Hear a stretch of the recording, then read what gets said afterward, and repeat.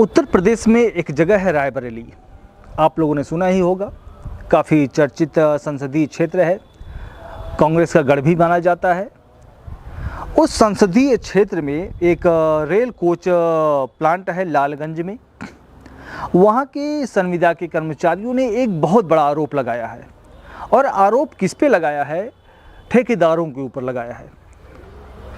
वहाँ के जो आउटसोर्स कर्मचारी हैं, चूँकि ठेकेदार के अंतर्गत काम करते हैं, उन्होंने आरोप लगाया है कि जो पैसे उन्हें मिलते हैं, जो सैलरी मिलती है, उस सैलरी का एक हिस्सा, एक बड़ा हिस्सा उन्हें निकाल कर ठेकेदार को देना पड़ता है, दिया जाता है। तो स्वाभाविक सी बात है कि इसकी शिकायत भी उन्होंने कहीं ना कहीं की होगी, या हो सकता है कि शिकायत करने से वो डरते रहे हों कि कहीं उन्हें निकाल ना दिया जाए। लेकिन जब घड़ा भर जाता है तो आदमी अपनी समस्याओं को कहीं न कहीं उजागर कर देता है। बस मौका मिलने की ज़रूरत होती है। ये मौका उन्हें मिला राहुल गांधी के द्वारा। जब राहुल गांधी रायबरेली के उस कोच फैक्ट्री में आते हैं तो संविदा कर्मी अपनी समस्याओं को उनके सामने रखते हैं। सैलरी लेते हैं 12,000 14,000 आएगा, आपको 7,000 8,000 वापस करना पड़ेगा। गेट के बाहर कर देंगे सर। 14-15,000 अकाउंट में आएगा, आपको निकाल के देना है।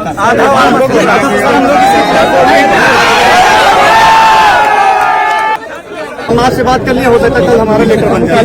सर ये भी लेटर तो सब लेटर में बात की है। तो सर सेफ्टी को लेकर जो है व्यवस्था की जाए, क्योंकि वर्कर सेफ्टी में रहेगा। जितने भारत प्रोडक्शन यूनिट और जितने भी वर्कशॉप है, सभी जगह इंसेंटिव है सर। यहाँ पर सर कुछ नहीं है। क्या एग्जैक्टली कितना देते हैं, क्या देते हैं सर? इंसेंटिव यहाँ 0 है सर। महीने की 10 करोड़ रुपए जो है प्राइवेट कर्मचारियों का पैसा लेके वापस किया जाता है। जो आपने वीडियो देखी, वीडियो देखने के बाद आपको एक बात तो एकदम समझ में आ गई होगी कि पूरी कहानी है क्या। और इसी पूरी कहानी को ख़त्म करने के लिए उत्तर प्रदेश के मुख्यमंत्री योगी आदित्यनाथ जी के द्वारा आउटसोर्स कर्मचारियों के संदर्भ में समिति बनाने की बात कही जा रही थी, क्योंकि कहीं न कहीं उनके कानों में भी ये खबरें गई होंगी। सिर्फ ये लालगंज कोच फैक्ट्री की बात नहीं है, अमूमन जितने भी आउटसोर्स कर्मचारी विभिन्न संस्थाओं में काम कर रहे हैं, लगभग संस्थाओं में इस तरह की चीज़ें होती रहती हैं। लेकिन एक डर के माहौल की वजह से वो अपनी शिकायतों को कहीं नहीं कह पाते, और जब मौका मिलता है इस तरह के प्रयोजन के द्वारा अपनी बातों को रखने का, तो ज़रूर वो बयां कर देते हैं। और ख़ास तौर से उस लीडर से जो विपक्ष का प्रतिनिधित्व करता हो। मैं बात कर रहा हूँ राहुल गांधी की। इसीलिए कहा जाता है कि एक मजबूत विपक्ष का होना समाज में, देश में बहुत ज़रूरी है, क्योंकि आपकी बातों को सुनने वाला भी कोई चाहिए।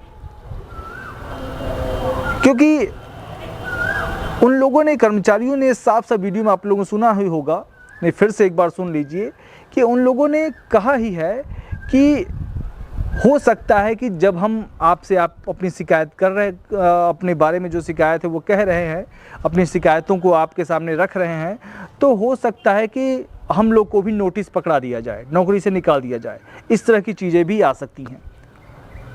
लेकिन उसके बावजूद ये निडरता देखिए कर्मचारी की, कि बिना डरे, बिना ये सोचे कि मेरी नौकरी चली जाएगी, हो सकता है, लेकिन अपनी बात उन्होंने रखा राहुल गांधी के सामने।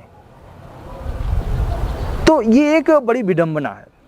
और दूसरी बात कि मुख्यमंत्री योगी आदित्यनाथ जी के द्वारा ये सांत्वना दिया गया है आउटसोर्स कर्मचारियों को कि उनके साथ न्याय किया जाएगा, और जो समिति है वो जल्द ही तैयार हो जाएगी। और इसकी जो पूरी मॉनिटरिंग है, या जो एक तरह से एक तरफा कार्रवाई की जा रही है आउटसोर्स के जो ठेकेदार हैं उनके द्वारा, उन पे लगाम कसने का काम किया जाएगा और पूरा जो पावर है वो सरकार अपने अंडर में रखेगी। ये एक बड़ी मज़ेदार बात होगी। लेकिन ये कब होगा, क्या कैसे होगा, अभी इस विषय में कोई स्पष्ट जानकारी उपलब्ध नहीं है। लेकिन मेरा इस वीडियो के माध्यम से उन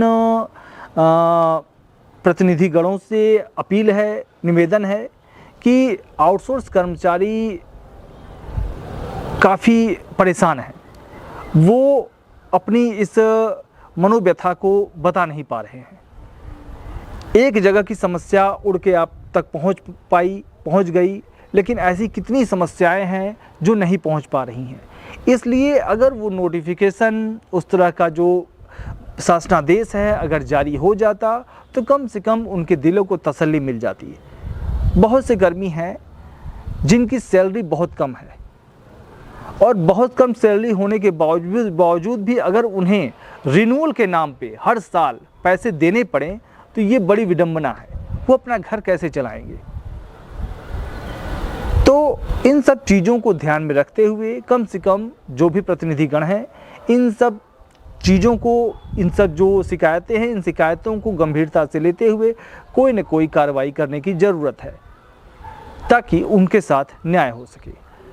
तो आप जहाँ जहाँ से भी इस तरह की समस्याओं से जूझ रहे हैं या देख रहे हैं, अगर आप अपनी कमेंट बॉक्स में अपनी राय देना चाहते हैं या बताना चाहते हैं तो बता सकते हैं। कम से कम ये तो ज़रूर बताएं कि किन किन जगहों पे रिन्यूअल के नाम पे आउटसोर्स ठेकेदारों के द्वारा पैसा लिया जाता है, किन किन जगहों पे खातों में तो पैसे पूरे आते हैं लेकिन निकाल के पैसे दिए जाते हैं, जैसा कि लालगंज में कहा गया है आउटसोर्स कर्मचारियों के द्वारा। तो इस तरह की चीज़ें अगर हो रही हैं तो ये बहुत ही गलत चीज़ें हैं और इससे बहुत बड़ा गलत संदेश जा रहा है समाज के ऊपर। तो आज के लिए बस इतना ही। अगर आपको यह वीडियो पसंद आए उसे लाइक करें, शेयर करें, सब्सक्राइब करें ताकि इस तरह की जो भी तथ्यात्मक खबरें हों हम आप तक लाने का पूरा प्रयास करें। इसी के साथ धन्यवाद, नमस्कार, जय हिंद, जय भारत।